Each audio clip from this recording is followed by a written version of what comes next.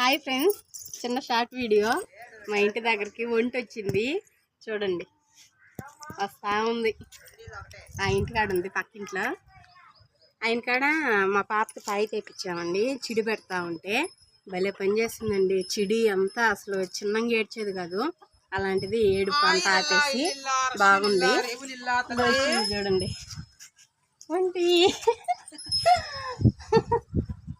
తాకిచ్చు.